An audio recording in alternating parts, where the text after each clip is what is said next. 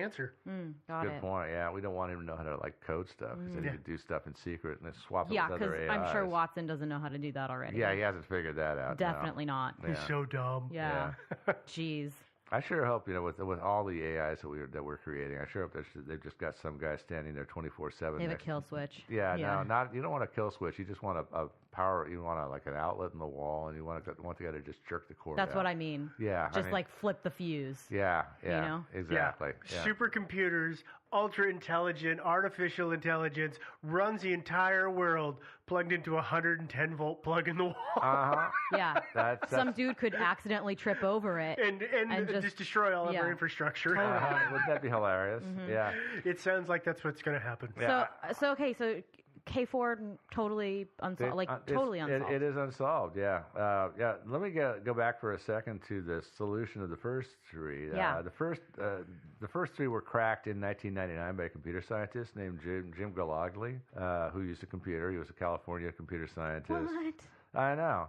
And but then the CIA rained all over his parade by announcing that one of their employees had solved the first three pieces in 1998, the year before. His name was Dave Stein. And also they made clear that even though they had employees that had been working on this, they weren't using company time. They just did it on their own time. Of course. So he said he just did it over like the course of about 400 lunch hours working on this sculpture. And then the NSA announces that, hey, three of their guys had like totally solved the whole first three messages in 1995. That's what they said. Sure. Yeah, I know. Yeah.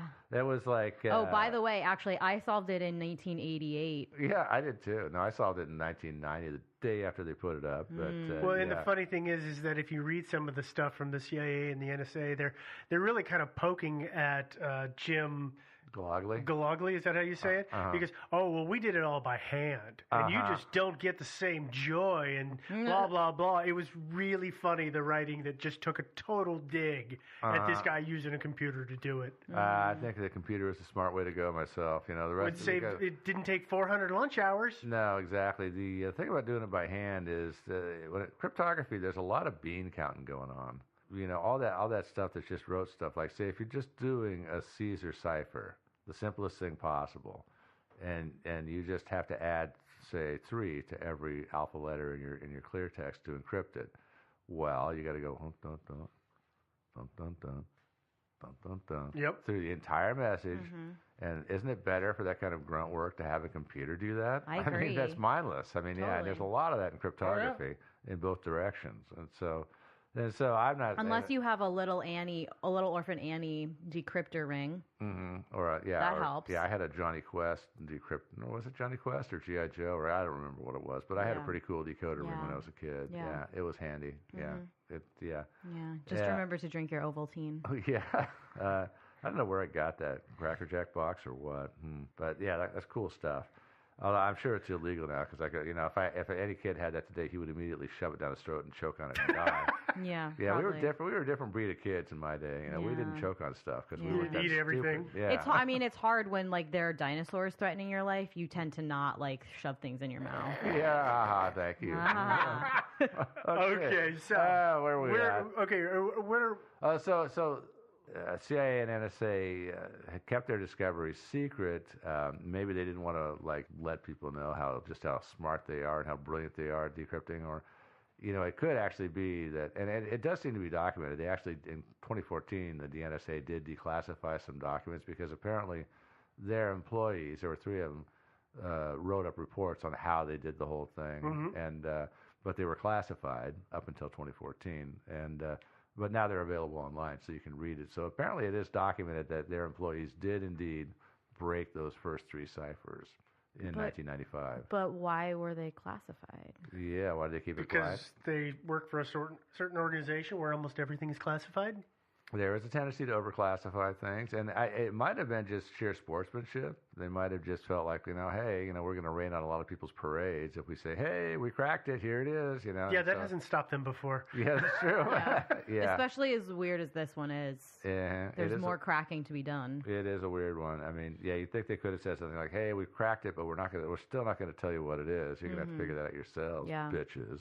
But all right, so we're going to talk about our first little mystery here, but first, let's take a break. Because I think I see a man in dark sunglasses and a suit at the door. Uh-oh. The town of Beaumont had a problem. The city council had barred dancing and rock and roll. You couldn't do it. It just wasn't allowed. Supposedly, the rules put in place after the Reverend's son died in a car accident on the way home from a dance. But that wasn't the real reason. The real reason was that the Reverend was wearing conventional socks that didn't fit right and gave him blisters, and dancing only made it worse, and he didn't want to be the only one not dancing. Being the pillar of the community, he decided that it had to be that way for everyone, so the ban was put in place. Luckily, a spirited teenager named Ren McCormick came to town and showed everyone the error of their ways. Socks, a vital article of clothing that often gets overlooked. Thankfully, 4 years ago, 2 guys set out to rethink it. Neither of them was Ren. And after spending 2 years fixing all the things they didn't like about conventional socks, Bombas was born. Bombas offers premium socks equipped with 7 substantial improvements to the ordinary sock, which you can find online. In fact, Bombas socks are such game changers that customers overwhelmingly claim that they are the most comfortable socks they have ever worn. But best of all, every pair of socks Bombas sells, they donate a pair to those in need. They've already donated over 2 million pairs so far. Go to bombas.com/sideways to get 20% off your first order. You'll love Bombas socks or your money back, guaranteed. That's bombas.com/sideways. Now that I think about it, maybe Randy Goldberg and David Heath are like Ren McCormick. They did buck the sock system.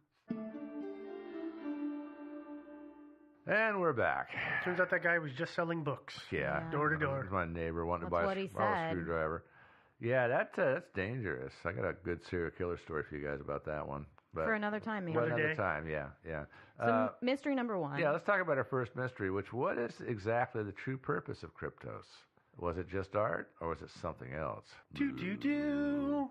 I sort of wondered if maybe it's not kind of a recruiting device to try to, find some really talented cryptographers to hire. Yes. Yes. No, I mean, I don't, there's not a question in my mind that this is similar to, the idea behind Cicada 3301, where it's like, obviously, a lot of these puzzles get put out there simply because they're recruiting tools, and and Bletchley Park did it back in the 40s or late 30s. Yeah. I mean, Google does the same thing. They hire people who hack into their system. They say, if you can get into our system, we will hire you. I know. When I heard about that, I got in my car and drove through the front wall. And they said, no, that doesn't count. No, that's not the same.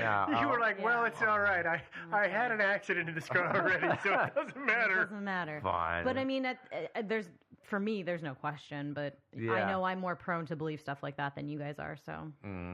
Yeah, well, the thing about it is, it's actually kind of a nice-looking piece of sculpture too. So it could be a dual-purpose kind of thing. Yeah. I mean, for sure. Purposes pretty nicely. I mean, not that any old schmo can just wander up to it, but well, that is the thing. Yeah, it is on CIA grounds, so it's not everybody gets to go look at it. But there's lots of pictures and information about it. There's just tons of information out there, and we'll have some good links for you all, by the way.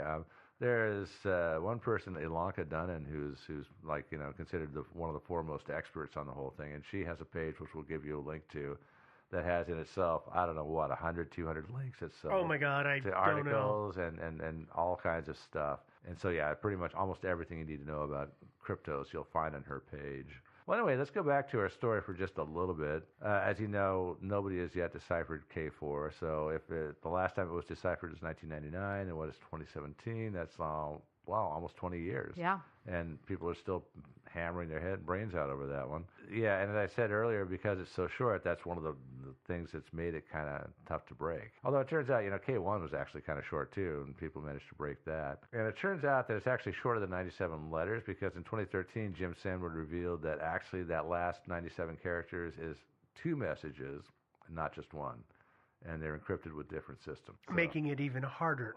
Yeah, he does make it harder. And he also said that you need to solve K4 in order to solve K5. So, and in 2010, again, it had been 11 years since the last time there had been any progress in this, so he decided it was time to drop a hint. Officially, sorry. Yeah, officially, yeah. Right. Yeah. That's a good point. So he said the 6 characters in K4 translate to the word Berlin, as in the city in Germany. The characters are the 64th through 69th.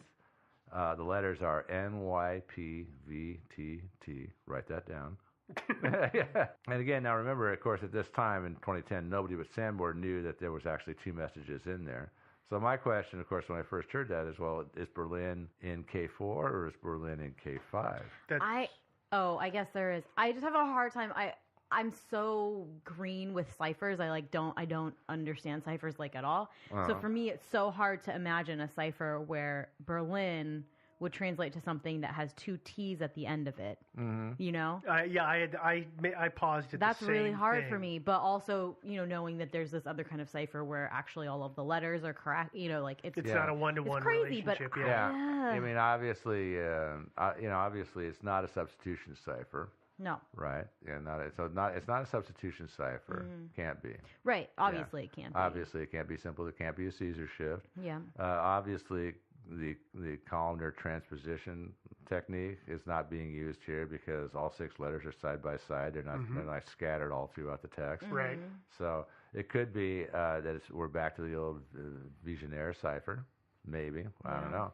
But presumably, a lot of people have already tried to decrypt it using the Vigenère cipher. Yeah, if you know that it's used once, you might as well give it a shot and see if it was used more than once. Yeah, I suppose. I mean, but if they've gone back to the Vigenère cipher, it appears that they probably took out the keyword cryptos. They're probably using a different. There's probably 2 different keys this time. Oh, so yeah. It was So, and that's about all we know about it so far. There were only 23 characters after the word Berlin. Yeah, after the word Berlin. Well, and that's not actually true. There's 28. But in 2014, Jim Sanborn said that because still nobody had broken the cipher, he said, okay, the word after Berlin is clock. So Berlin clock, and that word would be spelled MZFPK. That's how I spell clock. Exactly. So after clock, there are only 23 characters